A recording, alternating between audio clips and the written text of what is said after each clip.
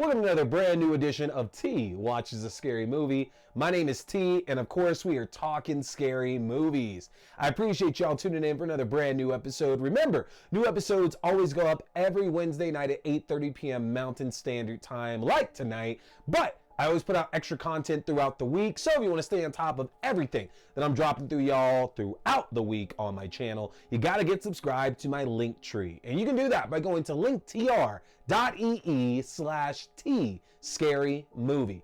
If you go to my link tree, that's going to give you access to the YouTube page for the video versions of the show, to your favorite podcasting platforms if you need the audio-only version of the show, to my TikTok page for movie news, for movie premieres, and occasionally I try to be funny. That's up to you whether I am or not. And, of course, to my Letterboxd page for my written reviews and movie rankings throughout the year. And now, I even have my Fangoria page on there as well, too, where you can get my exclusive discount to everything in the Fangoria shop, including a yearly subscription. So, get subscribed to the link tree and hit that subscribe button, whether you are watching or listening, wherever you're at. Get those numbers up for me, folks, so I can bring more great horror content to you on my channel. So, it has been a crazy week already so far. We got a chance to talk about the season premiere for Interview with the Vampire over on AMC. We got a chance to go and talk Perpetrator over there on Shudder. And now, tonight, it is time to jump into year 3 of the After Dark Horrorfest. Now, those of y'all that are longtime viewers of the show know that I've covered years 1 and 2 of this horror film movie festival that went on back in the late 2000s. I talked about it before about how I used to work at Blockbuster Video, and in the time I was working there, years 1 and 2 had their premieres.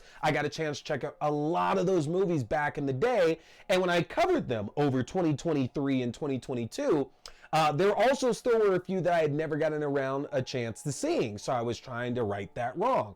Well, now that we're here in 2024, it's time to hit year 3 of this festival, and I have never seen a single film that was released here in year 3 of the After Dark Horrorfest Festival.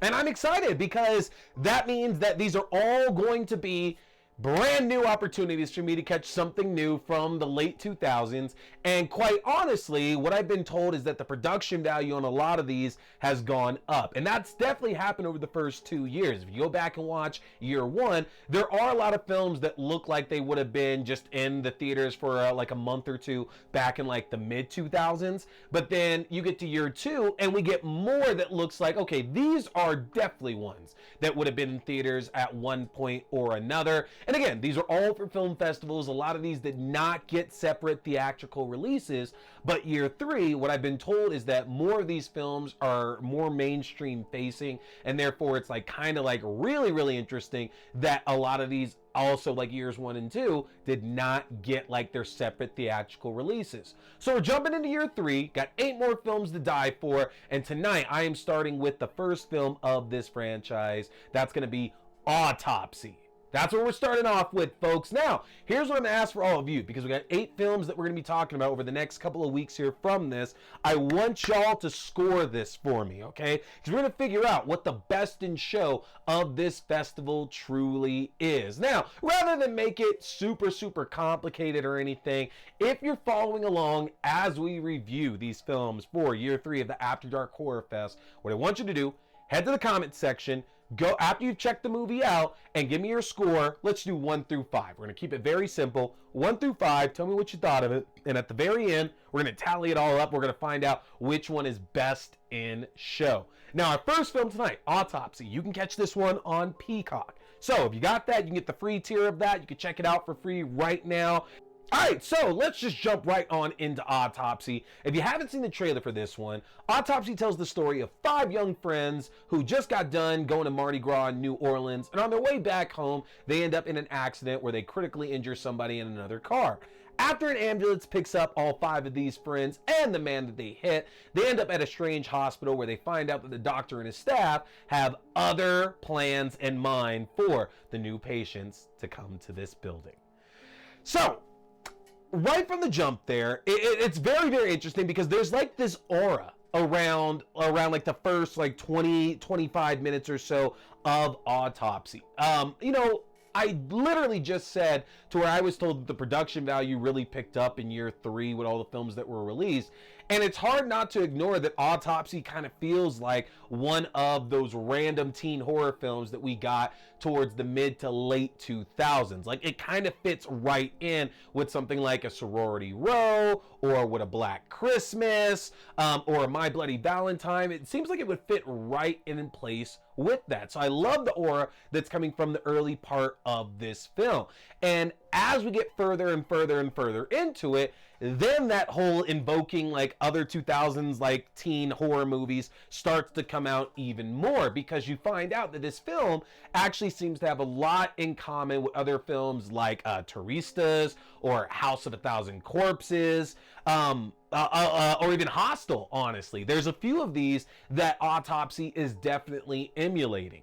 And when we kind of find out what's at play, because I think we should all know from the jump, we see the paramedics show up to help again all these friends and the guy they hit in this accident, and the way they kind of take care of the guy who took the worst of it clearly shows that these either aren't they don't have the softest touch, these paramedics, or they might not be exactly who they say they are. And as they get to the hospital, we start meeting more of the staff, including the only doctor who seems to be working that night and the nurse who's running everything else. We get the idea that these 5 friends are in for one terrible night. But what better people to spend it with? Because Autopsy has what's, to date of the After Dark Horrorfest, the highest profile cast in it. We have Robert Patrick, we have Jeanette Goldstein, so we got a little bit of a T2 reunion there. We have Robert Lasardo, who I'm sure y'all have seen like in a million different things, but I always remember him from like the mob boss in Nip Tuck, the one that they kill him on the operating table and like feed him to alligators, right? But he's been in so much now.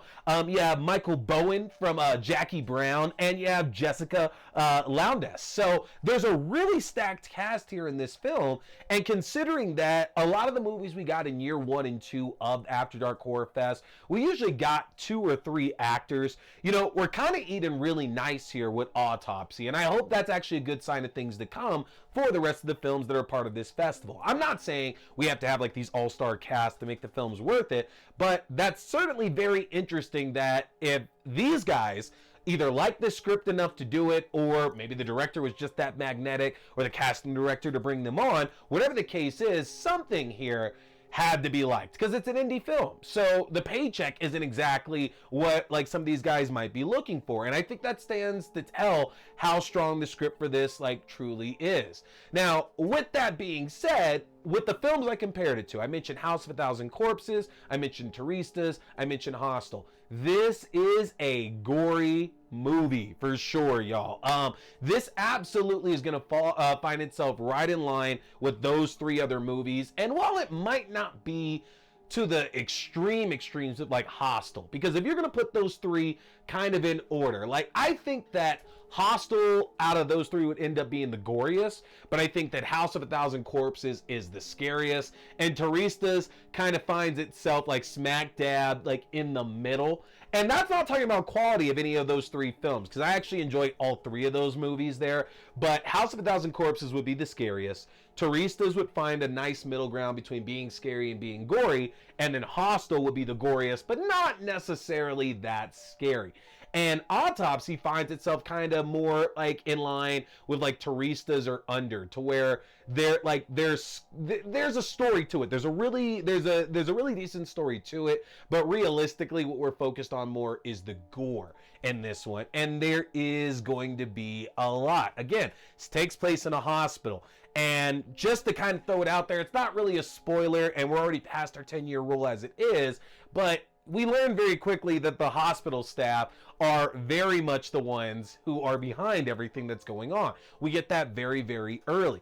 And so if you're in a hospital, doesn't matter how strange it is, there's probably going to be a lot of implements and tools there that you could use to do all sorts of terrible, terrible things. And a lot of terrible things happen to this lot of friends who end up here, unfortunately, with this terrible, terrible staff.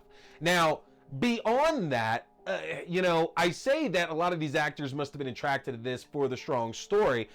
And, the story itself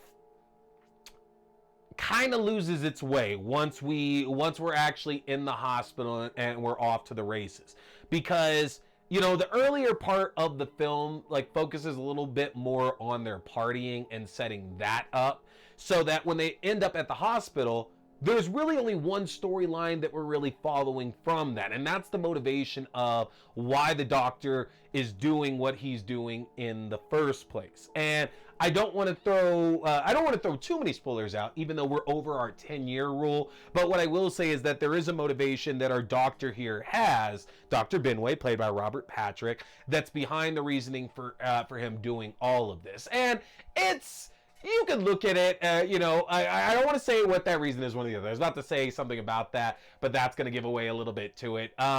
What I'll say is that when you see everything that's happening to all these characters, you can't really get behind the doctor's reasoning at all. It doesn't really line up, because you see that these people are being tortured, basically, and they're being put through absolute hell.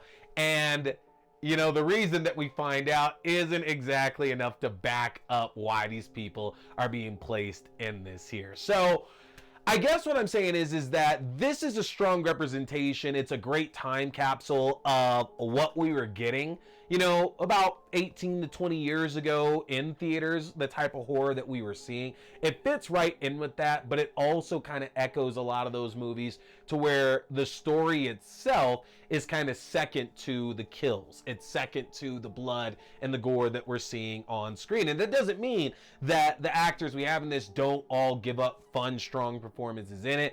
I think that everybody that I've named is going to come out with the kind of performance that you would be expecting from it. And honestly, out of all of them, Robert Patrick is putting in my opinion, the best performance of the entire film with that. Jeanette Goldstein's a very, very strong too, but quite honestly, the hospital staff does a far better job in this film than our group of youngsters who are being preyed upon out of it. So take that as you will from this movie.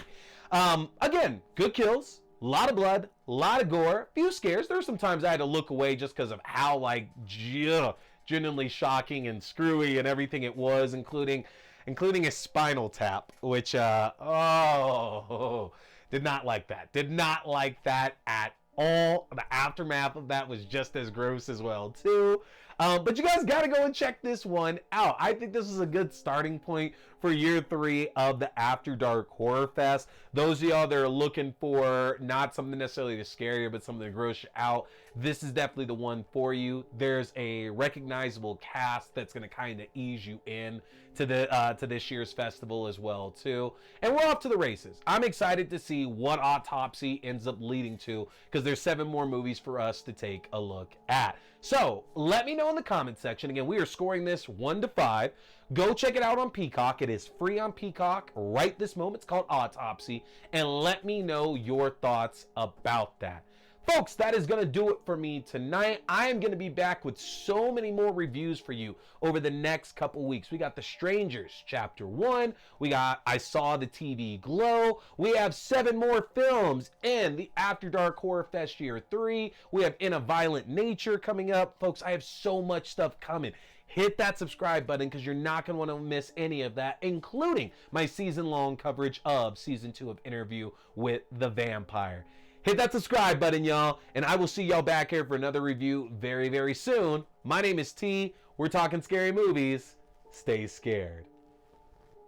Boy here is a big fan of Fangoria. So, if you want to check out the world's best horror magazine that's out there, get a chance to get yourself your own subscription, which I just got my first one back in 2022, and I don't regret it for a second. But if you want your own Fangoria subscription, or you like the Fangoria merchandise, then head over to the Fangoria shop and use my link if you want to save yourself some money, folks. That's an easy one to remember. Just go to shop.fangoria.com/AXDEW. Again, that's shop.fangoria.com/AXDEW. www.fangoria.com/AXDEW or use my specific code AXDEW at checkout. You can save 20% off your entire order, and that implies 2 subscription and one-time orders as well. You don't want to miss out, folks, because with the magnitude of horror movies we've had released in the last few years, and with what we have on the horizon,